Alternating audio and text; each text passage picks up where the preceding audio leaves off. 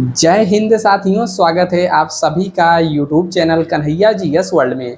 दोस्तों, जीके और जीएस की श्रृंखला में आज का हमारा पार्ट नंबर 3 है, यानी कि तीसरे पार्ट की ओर हम लोग आ चुके हैं। और इससे पहले दो जो पार्ट हैं ऑलरेडी आपको प्लेलिस्ट में लगे हुए मिल जाएंगे। ठीक है, तो आप लोग उसको भी जा करके देखिएगा। और इसमें हम लोग बेहतरीन क्वेश्चंस करते हैं और पूरा का पूरा सिलेबस के आधार पर, यानी कि सिलेबस में जितने क्वेश्चन पॉलिटी से, ठीक है, हिस्ट्री से, जियोग्राफी से, सेम टू सेम आपको एकदम एग्जाम वाली फीलिंग देखने को मिलेगी। और इसमें आप अपने आप को परख भी सकते हैं कि आपका कितना क्वेश्चन सही हो रहा है। टोटल हम इसमें 35 क्वेश्चन रखते हैं, हालांकि एग्जाम में 37 से 38 क्वेश्चन आता है। आप जरूर बताइएगा कि आपका 35 में से कितना सही होता है प्रत्येक यहाँ पर एक तरीके से पार्ट में। ठीक है, तो चलिए शुरू करते हैं वीडियो। और आपके सामने यहाँ पर रहा पहला क्वेश्चन। ठीक है, तो देखिए पहला क्वेश्चन यहाँ पर पूछ रहा है कि दक्षिण अमेरिका के शीतोष्ण घास के मैदान को क्या कहते हैं। तो यहाँ पर इसको भी ध्यान देना है, दक्षिण अमेरिका की बात को कह रहा है।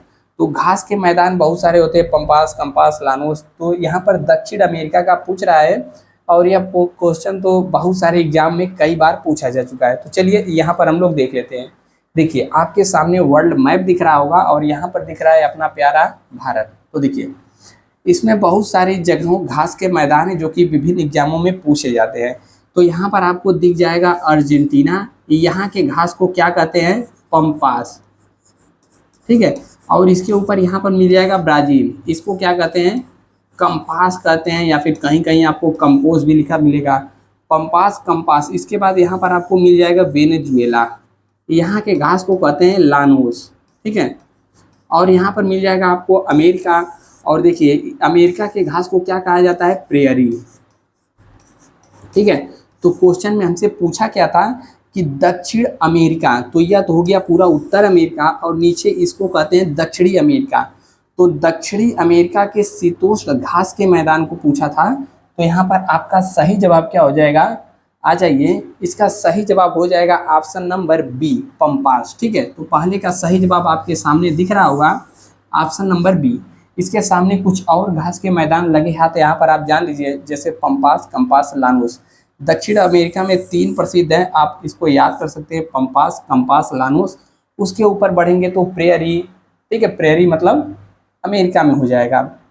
यहाँ पर देखिए एशिया में कभी काल पूछता है, एशिया में, तो एशिया में घास के मैदान को स्टेपिस कहते हैं। ठीक है, ऑस्ट्रेलिया में पूछ लिया तो ऑस्ट्रेलिया में यहाँ पर जो घास का मैदान इसको डाउन्स कहते हैं। ठीक है, और यहाँ पर दक्षिण अफ्रीका में पूछ लेता है तो यहाँ के घास के मैदान को वेल्ड कहते हैं। ठीक है, ठीक है, तो इतना बस आप याद रखिए। और सवाना भी पूछता है। ठीक है, अगर पूछ दे सवाना घास के मैदान कहाँ पर पाए जाते हैं, तो यहाँ पर अफ्रीका में पाए जाते हैं, मिड वाले भाग में। और कुछ कुछ यहाँ पर ऑस्ट्रेलिया में भी मिलते हैं सवाना।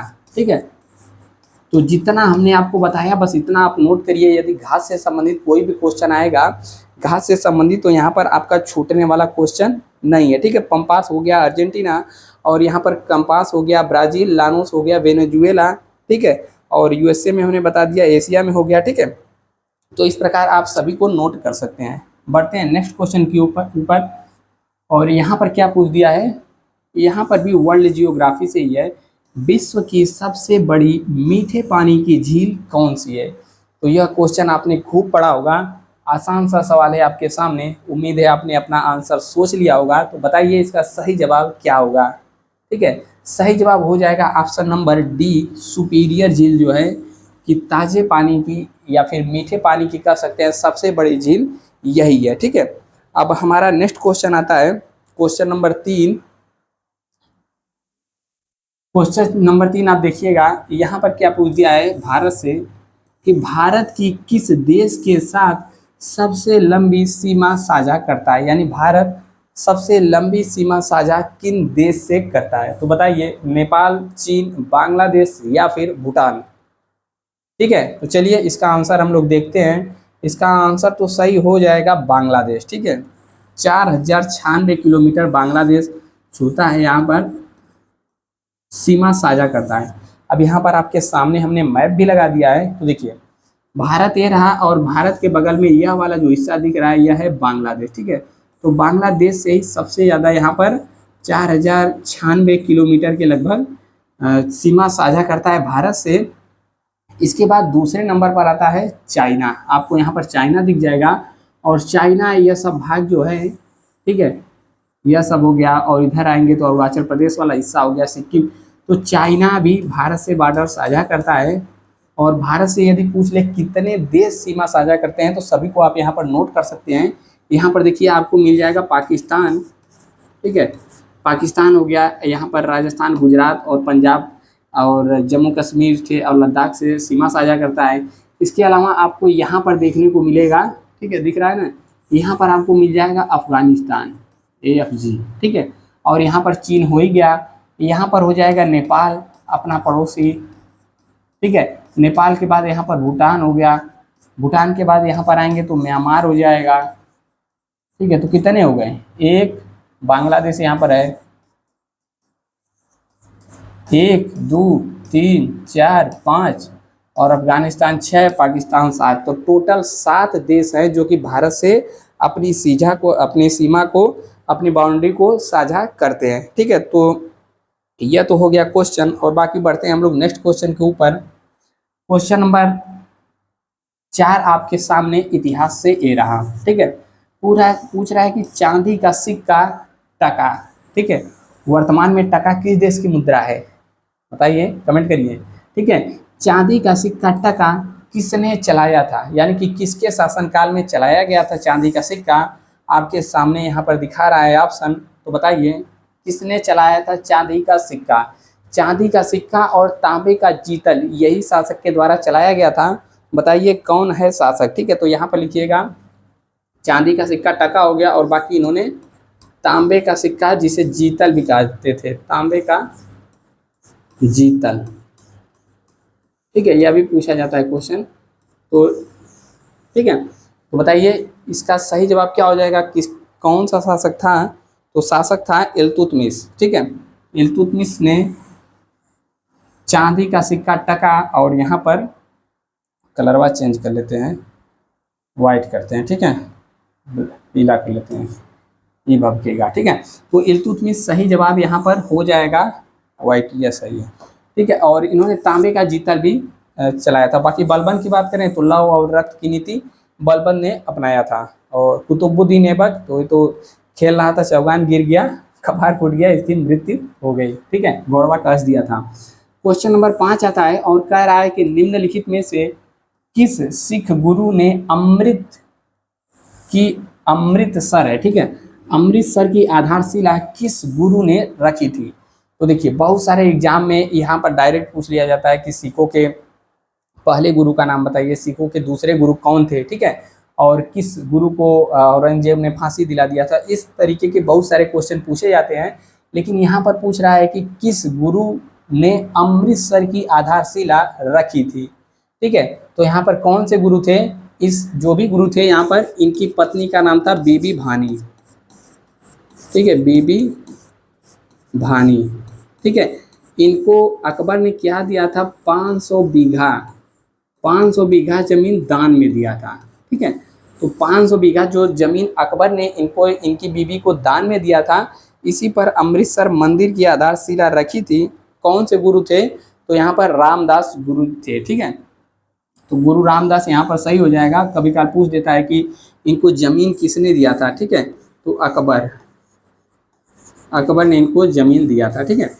बाकी सिखों के टोटल गुरु की बात करें तो सिखों के टोटल 10 गुरु हुए हैं, और यूपी पुलिस में ही पूछा गया था कि सिखों के 10वें गुरु के बाद सिख जो समुदाय है उनका कार्यभार किसने संभाला था। तो देखिए हमने ट्रिक भी आपके लिए ट्रिक हमने लेकर के आए हैं यहाँ पर, ठीक है।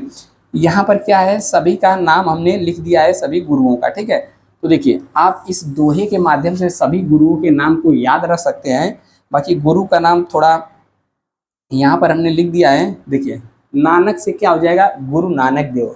सभी गुरु के प्रति आस्था है हमारी, बस आपको याद करने के लिए यहाँ पर लिख दिया है गुरु नानक अंगद अमर राम को, ठीक है। तो देखिए दोहा कैसे आप याद करेंगे, नानक अंगद अमर राम को अर्जुन दिए पठाए। किसको किसको, गुरु नानक जी को, अंगद जी को, अमरदास जी को, गुरु रामदास जी को अर्जुन दियो पठाए, ठीक है। इसके बाद है हर गोविंद हर राय किशन गुरु तेग गोविंद बुलाए। एकदम दोहा बन गया बढ़िया वाला। क्या है दोहा? नानक अंगद अमर राम को अर्जुन दिए पठाए, हर गोविंद हर राय किशन गुरु तेग गोविंद बुलाए। ठीक है, बस दोहा को 2-3 बार बोलिए आंख बंद करके। नानक अंगद अमर राम को अर्जुन दिए पठाए, हर गोविंद हर राय किशन गुरु तेग गोविंद बुलाए। तो नानक से क्या हो जाएगा? गुरु नानक देव। ठीक है, गुरु नानक देव। और अंगद से क्या हो जाएगा? गुरु। सिखों के दूसरे गुरु कौन थे? गुरु अंगद देव। फिर गुरु अमरदास जी सिखों के तीसरे गुरु हुए। गुरु रामदास जी सिखों के चौथे गुरु हुए। गुरु अर्जुन देव सिखों के 5वें गुरु हुए। ठीक है, अब फिर यह तो ऐसा ही लिखा, इसका मतलब नहीं है। हर गोविंद से गुरु हर गोविंद सिंह सिखों के 6वें गुरु हुए। ठीक है, गुरु हर राय सिखों के 7वें गुरु हुए। गुरु हर किशन, यहाँ पर हर लगेगा। ठीक है, गुरु हर किशन सिखों के 8वें गुरु हुए। और गुरु तेग बहादुर जयंती, ठीक है, मनाते हैं ना, तो गुरु तेग बहादुर सिखों के 9वें गुरु हुए। और गुरु गोविंद सिंह सिखों के 10वें गुरु हुए। ठीक है, और बुलाए से आप याद रख सकते हैं, ब से बंदा बहादुर। ठीक है, यूपी पुलिस में पूछा गया क्वेश्चन है कि सिखों के 10वें गुरु के बाद, सिखों के 10वें गुरु के बाद गुरु का कार्यभार किसने संभाला? तो बंदा बहादुर ने। ठीक है, तो इस प्रकार से सिखों के 10 गुरु आप याद कर सकते हैं। क्वेश्चन नंबर नेक्स्ट आता है, और यहाँ पर पूछ रहा है क्वेश्चन, ठीक है, क्वेश्चन क्या यहाँ पर पूछ रहा है कि भारत में गांधी जी का पहला सत्याग्रह कहाँ पर हुआ था? तो काफ़ी फेमस क्वेश्चन है और विभिन्न एग्जामों में पूछा जाता है। ठीक है, तो कह रहा है कि चंपारण, अहमदाबाद, खेड़ा या फिर इलाहाबाद। तो इलाहाबाद में इन्होंने कोई अनशन या फिर कोई सत्याग्रह शुरू नहीं किया था। अहमदाबाद, चंपारण और खेड़ा। ठीक है, तो सही जवाब क्या हो जाएगा? Option number A, Champaran.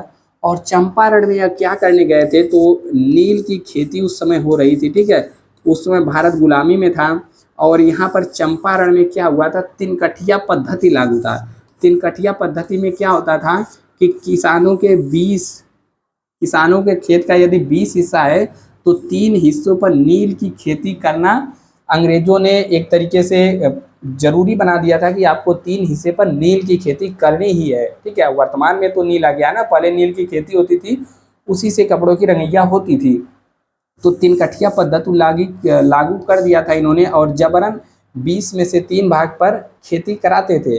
तो इसी को हटाने के लिए, ठीक है, यहाँ के किसान गए थे, कुछ शुक्ल करके नाम था, गांधी जी के पास। तो गांधी जी उनके बुलाने पर आए थे चंपारण, और यहाँ पर इन्होंने पहला सत्याग्रह किया चंपारण में। ठीक है, तो सही जवाब क्या हो जाएगा? नील मजदूरों के लिए पहला चंपारण में यहाँ पर सत्याग्रह हुआ गांधी जी के द्वारा। और यहाँ पर बात करेंगे एडिशनल पॉइंट, तो आप यहाँ पर नोट कर सकते हैं। जैसे गांधी जी चंपारण कब शुरू किए थे? चंपारण इनका आंदोलन हुआ था 1916 में। ठीक है, 1916 में नहीं, बल्कि यहाँ पर 1917 में हुआ था। चंपारण के बाद इन्होंने, इनका जो नेक्स्ट आंदोलन था वह था, ठीक है, तो इस पर हमने बता दिया तिनकठिया पद्धति के लिए इस पर आंदोलन हुआ था। ठीक है, बाकी अन्य यहाँ पर नोट कर सकते हैं। गांधी जी चंपारण हुआ था, फिर उसके बाद अहमदाबाद मिल मजदूरों के लिए इन्होंने आंदोलन किया था। ठीक है, खेड़ा सत्याग्रह हुआ था 18 में। तो इस प्रकार से गांधी जी के बारे में आप इतना सब कुछ नोट कर सकते हैं। बाकी 1942 में इन्होंने भारत छोड़ो आंदोलन भी शुरू किया था।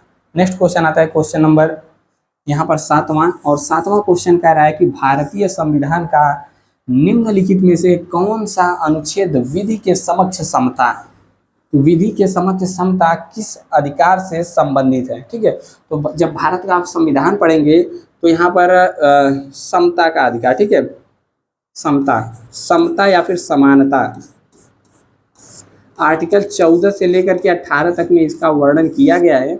और यहाँ पर जो पूछ रहा है क्वेश्चन, विधि के समक्ष समता, यानी कि कानून के नज़र में सभी लोग बराबर हैं। तो इसका उल्लेख आर्टिकल नंबर 14 में किया गया है। यहाँ पर 14 सही हो जाएगा।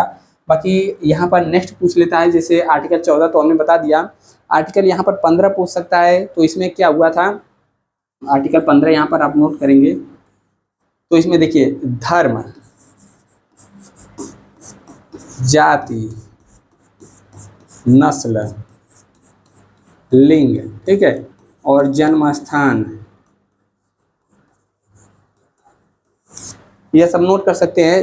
इन सब के आधार पर किसी से भेदभाव नहीं किया जा सकता। और आर्टिकल 16 में कहा गया है, ठीक है, आर्टिकल ये 15 में था, आर्टिकल 16 में कहा गया है कि लोक नियोजन में सबको समान रूप से मौका मिलेगा सरकारी नौकरियों में, ठीक है। और आर्टिकल 17 में कहा गया है अस्पृश्यता का उन्मूलन, यानी कि छुआछूत का यहाँ पर वर्णन किया गया है कि आप छुआछूत नहीं कर सकते। अस्पृश्यता के उन्मूलन के बारे में आर्टिकल 17 में कहा गया है। वीडियो अच्छा लग रहा हो तो लाइक का बटन दबाते हुए चलिए गया, और जो शेयर वाला ऑप्शन है उसको दबा करके ग्रुप में भी शेयर करना है। क्वेश्चन नंबर 8वां आ गया, पूछ रहा है कि भारत में किस प्रकार का लोकतंत्र है। तो प्रत्यक्ष यानी कि डायरेक्ट, या फिर राष्ट्रपति का, या फिर प्रतिनिधियों का, या फिर तानाशाही है, ठीक है। तो न तो प्रत्यक्ष शासन है, न तो राष्ट्रपति का शासन है, न ही तानाशाही है। यहाँ पर क्या है, प्रतिनिधियों का, यानी कि प्रतिनिधियों के द्वारा ही प्रतिनिधियों का शासन है। और प्रतिनिधियों को चुनता कौन है, जनता के द्वारा यहाँ पर चुना जाता है। तो ऑप्शन के हिसाब से ऑप्शन नंबर यहाँ पर सी सही हो जाएगा, ठीक है। पढ़ते हैं नेक्स्ट क्वेश्चन के ऊपर, और यह क्वेश्चन कह रहा है, क्वेश्चन नंबर 9 कह रहा है कि भारत के राष्ट्रपति को उनके पद से कौन हटा सकता है। भारत का सर्वोच्च पद कौन सा है, राष्ट्रपति। कह रहा है कि राष्ट्रपति को कौन हटा सकता है, ठीक है। तो देखिए, राष्ट्रपति को हटाने की क्रिया को कहा जाता है महाभियोग। महाभियोग ला करके राष्ट्रपति को हटाया जा सकता है। और महाभियोग का वर्णन किस में है, तो आर्टिकल 61 में वर्णन है। अब महाभियोग लाया कैसे जाता है, ठीक है। यदि लगे कि राष्ट्रपति देश के खिलाफ कोई कार्य कर रहा है, ठीक है, या फिर उल्टे सीधे कुछ फैसले दे रहा है, ठीक है, या फिर किसी विदेशी राष्ट्र के प्रभाव में आ गया है, यदि ऐसा कुछ हो, या फिर पागल दिवालिया ऐसा कुछ हो गया है, तब इसको संसद के द्वारा हटाया जा सकता है। संसद में 2 सदन होते हैं, लोकसभा और राज्यसभा।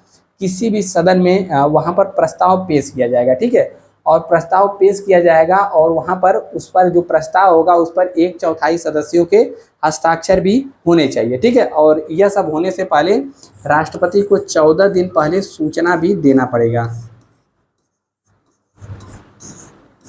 14 दिन पहले सूचना देना पड़ेगा, फिर प्रस्ताव पेश होगा।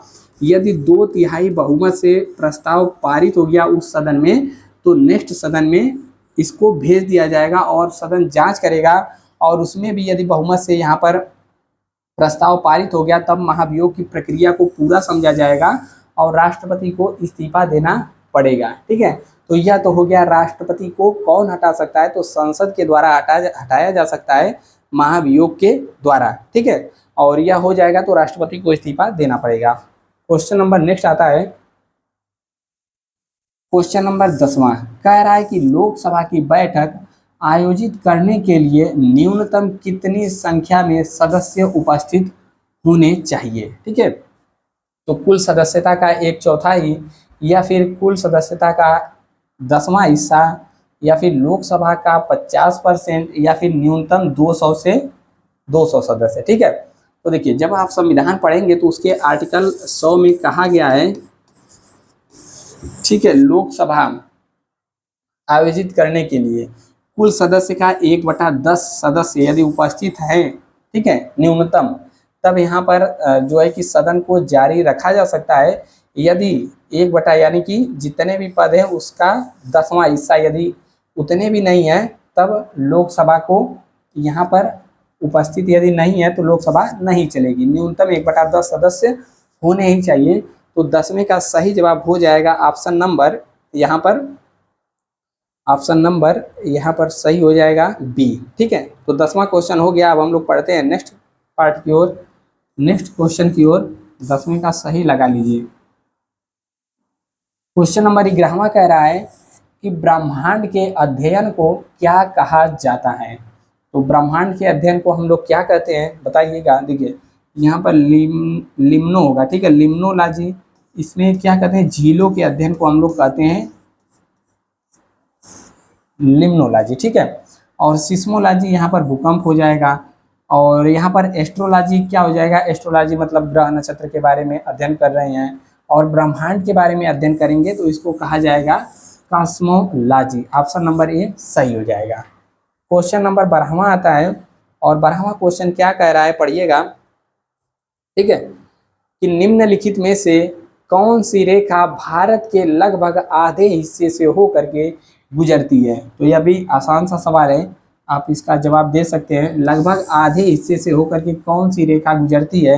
मकर रेखा, कर्क रेखा, भूमध्य रेखा या फिर प्रमुख भूमध्य। ठीक है, तो भूमध्य रेखा नहीं होगा, या तो पृथ्वी के एकदम बीचों बीच से जाने वाली रेखा को भूमध्य रेखा कहते हैं। ठीक है, और यहाँ पर देखेंगे मैप, तो देखिए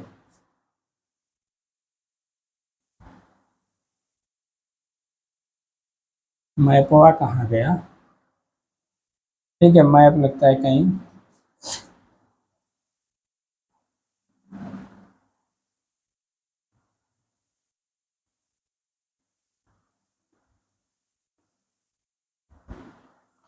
चलिए मैप कहीं लगता है दूसरे जगह लग गया। ठीक है, यहाँ पर हम लोग देखते हैं क्वेश्चन नंबर हमारा 14वां था, और यहाँ पर पूछ रहा है कि भारत के बीचों बीच से गुजरने वाली रेखा को क्या कहा जाता है। ठीक है, ठीक है, तो इसका सही जवाब क्या हो जाएगा? कर्क रेखा। ठीक है, तो यहाँ पर हम लोग ऐड करके देख लेते हैं पेज, आपको ज्यादा समझ में आएगा कि रेखा कौन सी है। ठीक है, देखिए आपके सामने यह भारत का नक्शा खुल चुका है, और पूछा है कि भारत के बीचों बीच से होकर के कौन सी रेखा गुजरती है। तो देखिए कर्क रेखा गुजरती है, और यह किन किन राज्यों से होकर के जाती है, तो यहाँ पर नोट करेंगे कुछ इस प्रकार से जाती है। गुजरात में जाती है सबसे पहले, गुजरात के बाद राजस्थान में जाती है, मध्य प्रदेश में जाती है, झारखंड में जाती है, वेस्ट बंगाल में, और यहाँ पर त्रिपुरा और मिजोरम में होती हुई चली जाती है। ठीक है, तो यहाँ पर पूछता है कितने राज्यों से होकर जाती है, तो आप यहाँ पर नोट कर सकते हैं। एक हो गया, दूसरा राजस्थान हो गया, तीसरा मध्य प्रदेश हो गया, और चौथा यहाँ पर छत्तीसगढ़ हो गया। ठीक है, और पांचवा यहाँ पर झारखंड हो गया, और छठा हो गया वेस्ट बंगाल, और सातवां हो गया त्रिपुरा, और आठवां हो गया मिजोरम। ठीक है, आठवां यहाँ पर यूपी में थोड़ा सा सटा है, लेकिन यूपी से होकर के नहीं गुजरती है। बाकी आप आठों राज्यों का नाम नोट कर सकते हैं। ठीक है, तो इसका सही जवाब क्या हो जाएगा? ऑप्शन नंबर, भूमध्य रेखा नहीं होगा, ऑप्शन नंबर यहाँ पर क्या होगी? कर्क रेखा। ठीक है, तो आप यहाँ पर नोट कर सकते हैं, कर्क रेखा इसे कहते हैं। अब नेक्स्ट क्वेश्चन आता है, क्वेश्चन नंबर 13वां, और 13वां कह रहा है कि भारत के किस राज्य में सर्वाधिक वर्षा होती है। तो यह तो क्वेश्चन एकदम बेहद आसान है, इसको आप लोगों में से सभी जानते होंगे कि सबसे ज्यादा वर्षा कहाँ पर होती है। ठीक है, तो बताइएगा इसका सही जवाब क्या होगा? सर्वाधिक वर्षा कहाँ पर होती है? बिल्कुल सही आपने सोचा, कहाँ पर होती है? मेघालय में सर्वाधिक वर्षा होती है। ठीक है, ऑप्शन नंबर ए यहाँ पर सही हो जाएगा। जितने सही होंगे आप सभी को लास्ट में बताना है कि आपके कितने क्वेश्चन सही होते हैं। क्वेश्चन नंबर यहाँ पर नेक्स्ट आता है 13वां के बाद क्वेश्चन नंबर यहाँ पर 14वां 15वां कहाँ गया क्वेश्चन नंबर? इधर उधर थोड़ा सा लग गया है। क्वेश्चन नंबर यहाँ पर देखेंगे 15वां। ठीक है, 14वां यहाँ पर मिसिंग हो गया है कि आवाज की माप का मात्रक क्या है। ठीक है, आवाज को किसके द्वारा मापा जाता है, तो बताइएगा। डेसिबल, हर्ट्ज, एम्पलीफायर या फिर मीटर। तो 15वें का एकदम सही जवाब आपने सोचा है डेसिबल। ठीक है, डेसिबल यहाँ पर सही जवाब हो जाएगा। ठीक है, क्वेश्चन नंबर 13वें के बाद 15वां आ गया, 16वां मिल नहीं रहा है, उसकी जगह पे दूसरा लग गया। ठीक है, देखिए 16वां कह रहा है कि प्रोटॉन का द्रव्यमान और किसका द्रव्यमान एक समान होता है। तो खाली स्थान पर क्या आएगा? प्रोटॉन और किसका द्रव्यमान एकदम एक समान होता है, बताइए सही जवाब।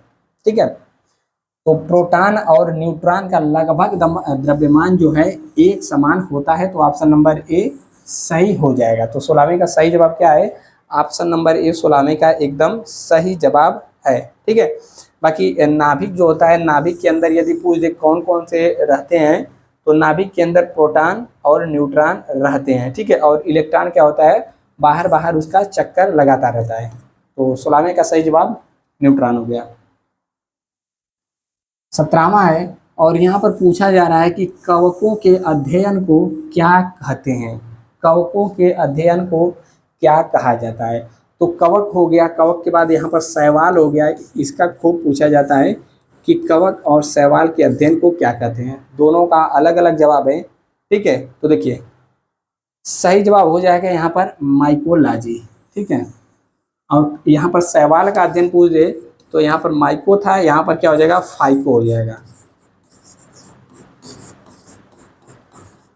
ठीक है, माइकोलॉजी यहाँ पर हो जाएगा फाइकोलॉजी। ठीक है, और न्यूरोलॉजी या दिमाग से संबंधित अध्ययन करते हैं तो उसको न्यूरोलॉजी कहा जाता है। एक क्वेश्चन आपके लिए दे रहे हैं, बताइएगा, सिल्वीकल्चर,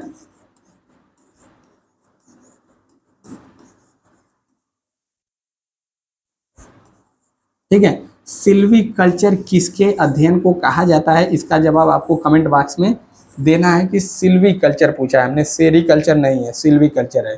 ढूंढ डाट करके आंसर आपको देना है।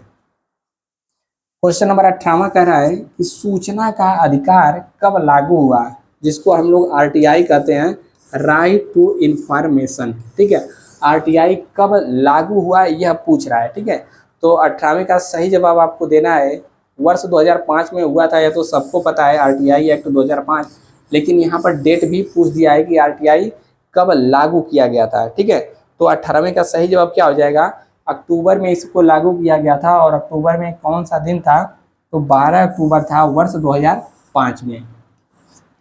नेक्स्ट क्वेश्चन आता है 19वां, और 19वां पूछ रहा है कि अन्वेषण, अन्वेषण मतलब क्या होता है, एक तरीके से जांच पड़ताल या फिर खोज। ठीक है, तो अन्वेषण के दौरान झूठ पकड़ने के लिए निम्न में से किसका प्रयोग किया जा सकता है। ठीक है, तो जो पुलिस किसी से पूछताछ करती है, अन्वेषण करती है, खोजबीन करती है, ठीक है, तो अन्वेषण के दौरान किस का प्रयोग किया जा सकता है, नार्को टेस्ट, या फिर ब्रेन मैपिंग, या फिर पॉलीग्राफ, या फिर उपर्युक्त सभी। तो आपने पॉलीग्राफ चूज कर लिया है, जो कि सही नहीं है। ऑप्शन के हिसाब से देखेंगे तो ऑप्शन नंबर डी यहाँ पर सही होगा, उपरोक्त सभी। ठीक है, नार्को टेस्ट हो गया, मतलब झूठ पकड़ना, ब्रेन मैपिंग, इसके अलावा पॉलीग्राफ। ठीक है, तो झूठ पकड़ने के लिए यह सभी का जांच किया जाता है, सब चीज़ लगाया जाता है। ठीक है, झूठ पकड़ने के लिए तरह तरह पर मशीन आपको यहाँ पर लगा दी जाएगा, हाथ पर लगा दिया जाएगा, ब्रेन पर लगा दिया जाएगा, और पूछा जाएगा सवाल। यदि आप गलत जवाब देते हैं तो आपका तो अंतरात्मा जानता ही रहता है कि हम गलत जवाब दे रहे हैं। ठीक है, तो दिल की धड़कन बढ़ जाती है, नसों में प्रवाह तेज हो जाता है। ठीक है, दिमाग कुछ दूसरे तरीके से काम करने लगता है। ठीक है, तो इन्हीं सब देख करके यहाँ पर झूठ पकड़ाया जाता है, पॉलीग्राफ। 20वां आ गया चरकुला नृत्य। ठीक है, एक बार पहले भी आ चुका है चरकुला नृत्य, तो पूछ रहा है चरकुला नृत्य प्रमुख लोक नृत्य कहाँ का है, बुंदेलखंड का है, ब्रजभूमि का है, अवध का है, या फिर उपरोक्त में से कहीं का भी नहीं है। ठीक है, तो सही जवाब हो जाएगा ब्रजभूमि क्षेत्र का है चरकुला नृत्य। इसमें क्या किया जाता है, तो इसमें महिलाएं नृत्य करती हैं और अपने सिर पर, ठीक है, अपने सिर पर क्या रख लेती हैं, एक रथ या फिर जो बैलगाड़ी चलती है उसका पहिया, और पहिए पर मटका, कई मटका नहीं बल्कि दिया रख करके, दीप रख करके यहाँ पर डांस करती रहती हैं महिलाएं। ठीक है, तो कहाँ का नृत्य हो गया, यहाँ का हो गया बुंदेलखंड का, सॉरी ब्रजभूमि का। और बुंदेलखंड का पूछ दे नृत्य, तो यहाँ का भी बहुत सारा नृत्य प्रचलित है, जैसे राई नृत्य हो गया। ठीक है, इसके अलावा पूछ देता है कि पाई डंडा कहाँ का नृत्य है, पाई डंडा, तो यह भी यहीं का नृत्य है। ठीक है, राई हो गया, पाई डंडा हो गया, या फिर यहाँ पर दिवाली नृत्य भी पूछ देता है, तो यह सब कहाँ का है, बुंदेलखंड क्षेत्र का है। नेक्स्ट क्वेश्चन आता है क्वेश्चन नंबर 21वां, और 21वां पूछ रहा है कि निम्नलिखित जिलों का भौगोलिक क्षेत्रफल की दृष्टि से आरोही क्रम क्या है। आरोही मतलब होता है बढ़ते क्रम में, यानी कि सबसे छोटा क्षेत्रफल किस जिले का है, फिर किसका है, और अंत में सबसे बड़ा क्षेत्रफल किस जिले का है, दिए गए ऑप्शन में से देख करके। तो देखिए यहाँ पर ऑप्शन क्या सही होगा, तो देखिए सोनभद्र जिला तो बड़ा ही लग रहा है इसमें। ठीक है, सोनभद्र से थोड़ा सा छोटा है मिर्जापुर, लेकिन यहाँ पर जो जीबी नगर यानी कि गौतम बुद्ध नगर है, यहाँ पर सबसे छोटा हो जाएगा। ठीक है, इससे बड़ा पड़ता है बाराबंकी, इसके बाद मिर्जापुर और सोनभद्र यहाँ पर सबसे बड़ा ऑप्शन के हिसाब से हो जाएगा। तो 21वें का सही जवाब क्या हो जाएगा, ऑप्शन नंबर सी एकदम सही जवाब हो जाएगा आरोही क्रम में। क्वेश्चन नंबर 22वां पढ़िए और इसका उत्तर दीजिए। 22वां क्वेश्चन कह रहा है, ठीक है, कि इंटरनेट पर उपलब्ध होने वाली प्रथम भारतीय समाचार पत्र, ठीक है, समाचार पत्र पूछ रहा है, न कि पत्रिका। तो बताइए 22वें का सही जवाब क्या होगा। तो 22वें का सही जवाब क्या होगा, ठीक है। ठीक है, तो देखिए समाचार पत्र यदि पूछ देगा तो इसका सही जवाब क्या हो जाएगा, द हिंदू।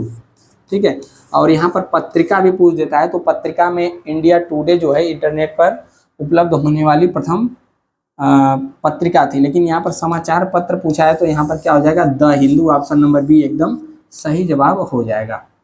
क्वेश्चन नंबर 23वां बढ़ते हैं हम लोग, और 23वां कह रहा है, देखिए यूपी स्पेशल से आ गया इतिहास से, कि देवगढ़ का दशावतार मंदिर किस जिले में स्थित है। तो देवगढ़ का दशावतार मंदिर कहाँ पर स्थित है, तो इसका सही जवाब हो जाएगा ऑप्शन नंबर सी। ठीक है, ललितपुर इसका सही जवाब हो जाएगा। बाकी भारत माता मंदिर बहुत फेमस है, कई बार पूछता है कहाँ पर है, वाराणसी में स्थित है। क्वेश्चन नंबर नेक्स्ट आता है 24वां, और कह रहा है कि क्षेत्रफल की दृष्टि से उत्तर प्रदेश का भारत में कौन सा स्थान है। तो यह तो आसान सा सवाल है, आप सबको पता होगा कि कौन सा स्थान है। बताइए इसका सही जवाब क्या होगा क्वेश्चन नंबर 24वें का। ठीक है, क्वेश्चन नंबर 24वें का सही जवाब क्या होगा, यूपी का कौन सा स्थान है, चौथा स्थान है। और इससे पहले भी पूछता है तो सबसे बड़ा कौन सा है, राजस्थान है। राजस्थान के बाद कौन सा है, स्टेट एमपी है। एमपी के बाद क्या पड़ता है, महाराष्ट्र है। ठीक है, और चौथे नंबर पर क्या आता है, यूपी आता है। तो राजस्थान, मध्य प्रदेश, महाराष्ट्र और यूपी। ठीक है, 24वें का सही जवाब हो जाएगा ऑप्शन नंबर डी, यूपी का चौथा स्थान है। 25वां प्रश्न पर हम लोग बढ़ते हैं, और 25वां यहाँ पर कह रहा है कि प्रतिवर्ष हिंदी दिवस कब मनाया जाता है। तो प्रतिवर्ष हिंदी दिवस कब मनाया जाता है, सही जवाब आप सबको पता होगा, 14 सितंबर को। ठीक है, 14 सितंबर को प्रतिवर्ष हिंदी दिवस मनाया जाता है। और बात करें 8 सितंबर को, तो 8 सितंबर को मनाया जाता है अंतर्राष्ट्रीय साक्षरता दिवस। ठीक है, साक्षरता दिवस। और यहाँ पर 15 सितंबर देखेंगे तो 15 सितंबर को मनाया जाता है इंजीनियर्स डे। ठीक है, 15 सितंबर को हो जाएगा इंजीनियर्स डे, और यहाँ पर हमने बता ही दिया इंजीनियर्स डे हो जाएगा इसका सही जवाब। बाकी 25वें का ऑप्शन नंबर बी क्या है, 14 सितंबर को हिंदी दिवस मनाया जाता है। क्वेश्चन नंबर 26वां आता है, और कह रहा है कि कनाडा की राजधानी क्या है। कनाडा देश की राजधानी कहाँ पर है। तो कनाडा देश की राजधानी कहाँ पर है, तो इसका सही जवाब हो जाएगा ओटावा, कनाडा देश की राजधानी है। ठीक है, और यहाँ पर नैरोबी पूछा है तो नैरोबी कहाँ की राजधानी हो जाएगा, केन्या की राजधानी हो जाएगा नैरोबी। 27वां क्वेश्चन आता है, और यहाँ पर पूछ रहा है मुगल सम्राट अकबर ने दास प्रथा का अंत किस वर्ष किया था। तो दास प्रथा का अंत किस वर्ष हुआ था, तो इसका सही जवाब क्या होगा। ठीक है, सही जवाब होगा 1562 में दास प्रथा का अंत हुआ था। और इसी के साथ यहाँ पर दास प्रथा का अंत, यहाँ पर अकबर को हरम दल से मुक्ति भी मिली थी। ठीक है, हरम दल। ठीक है, और 63 पूछे तो 62 में दास प्रथा हो गया, और 63 में क्या हो जाएगा, तीर्थ यात्रा कर को अकबर ने समाप्त कर दिया था। ठीक है, और यहाँ पर इबादत खाना पूछे तो 1575 में इबादत खाना की स्थापना अकबर ने कर दिया था। ठीक है, बाकी 64 में क्या किया था अकबर ने, तो 64 में यहाँ पर जजिया कर। ठीक है, तो इस प्रकार से 27वें का आप नोट कर सकते हैं, 27वें का सही जवाब। ठीक है, अब बढ़ते हैं हम लोग नेक्स्ट क्वेश्चन के ऊपर, और नेक्स्ट क्वेश्चन है 28वां। ठीक है, 28वां क्या कह रहा है कि निम्नलिखित में से गंगा नदी की सहायक नदी नहीं है। तो गंगा नदी की कौन सी नदी सहायक नदी नहीं है, बताइए। तो देखिए यमुना, यह भी गंगा नदी से मिलती है। ठीक है, रामगंगा यह भी मिलती है आकर के गंगा में ही। बाकी सोन नदी यह भी बिहार में जाकर के गंगा से मिल जाती है।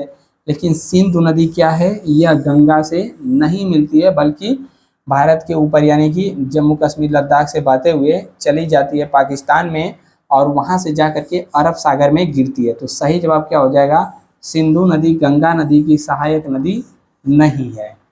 ठीक है, क्वेश्चन नंबर 29वां आता है और 29वां क्वेश्चन कह रहा है, ठीक है, 29वां क्वेश्चन कह रहा है,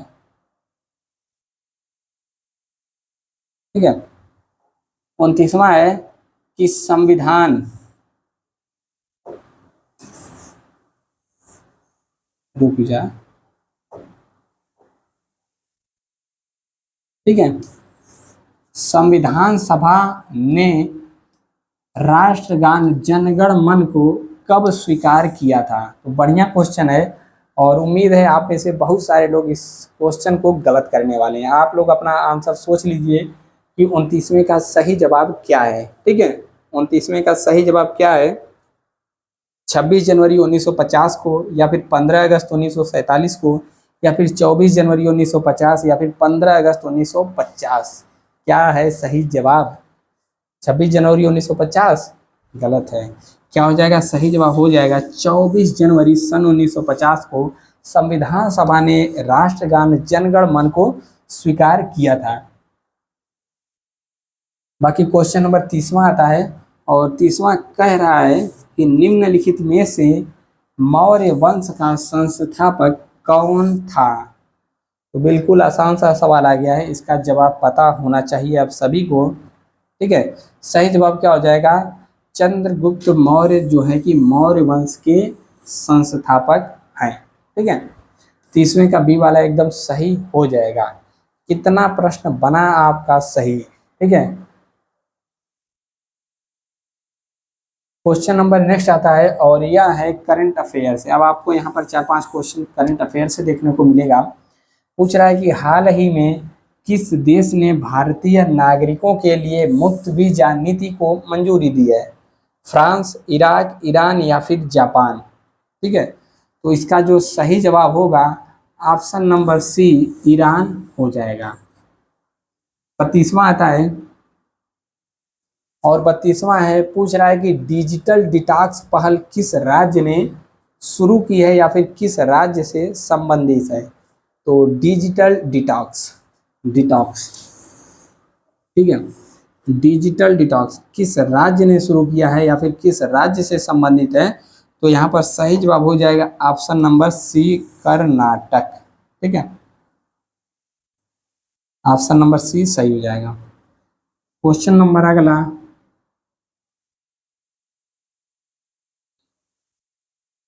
33वां कह रहा है कि भारत का विश्व में मोटे अनाजों के उत्पादन में कौन सा स्थान है। तो देखिए मोटे अनाज कौन कौन से होते हैं, तो मोटे अनाज का नाम भी आप सबको पता ही होगा कुछ ना कुछ। तो क्या हो जाएगा इसमें, मोटे जैसे ज्वार हो गया, ठीक है, बाजरा हो गया, बस दुइया नमो याद आता है आप सभी को। और क्या होता है, ज्वार बाजरा, ठीक है। इसके बाद यहाँ पर कहते हैं कोदो, कुट्टू, ठीक है, ज्वार बाजरा कोदो कुट्टू, और भी यहाँ पर मोटा अनाज के श्रेणी में आते हैं। ठीक है, रागी, गेहूं,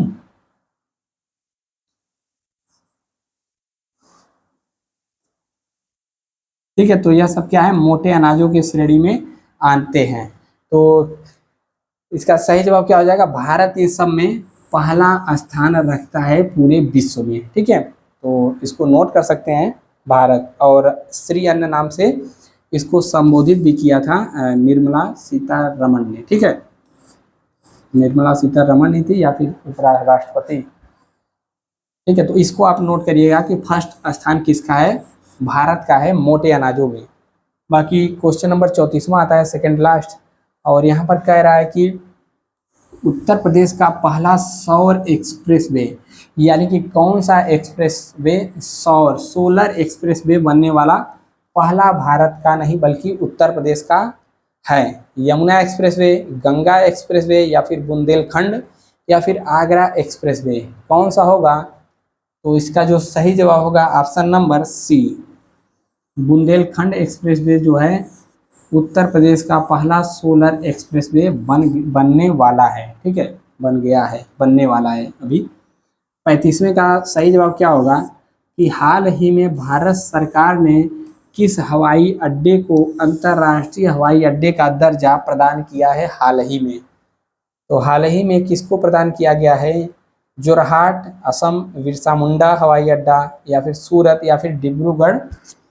ठीक है, तो सही जवाब क्या हो जाएगा? सूरत हवाई अड्डे को अभी हाल ही में भारत सरकार के द्वारा अंतर्राष्ट्रीय हवाई अड्डे के रूप में मान्यता दी गई है। तो यह रहे आज के आपके 35 प्रश्न। बाकी 35 क्वेश्चंस में आपके कितने सही हुए नंबर भी आप एक बार शेयर किया करिए, ठीक है। 35 में से कितने क्वेश्चन सही हुए हैं। इसके अलावा जीके और जीएस के अलावा यहाँ पर जो मेंटल एप्टीट्यूड है, ठीक है, मेंटल एप्टीट्यूड यानी कि मानसिक अभिरुचि, इसकी भी क्लासेस लगातार चल रही हैं। और यहाँ पर प्रत्येक शिफ्ट में 12 से 13 प्रश्न जो पूछे गए थे लंबे लंबे वाले, उसको भी हमने करा दिया है। एक पार्ट कंप्लीट हो चुका है और भी एक कंप्लीट हो जाएगा, तो इसको भी जा करके देख लेना है। बाकी क्लास आपको कैसी लगी जरूर कमेंट करके बताइएगा, कितना सही हुआ यो बताना है। मिलते हैं नेक्स्ट वीडियो में। जय हिंद।